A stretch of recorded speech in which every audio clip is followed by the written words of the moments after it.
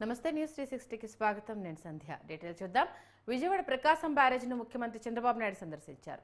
ఇటీవల భారీ వర్షాలు కురవడంతో ఎగువ ప్రాంతం నుంచి వరద నీటి ఉధృతికి భారీ ఇసుక పడవలు కొట్టుకొచ్చి ప్రకాశం బ్యారేజీ గేట్లను ఢీకొట్టాయి.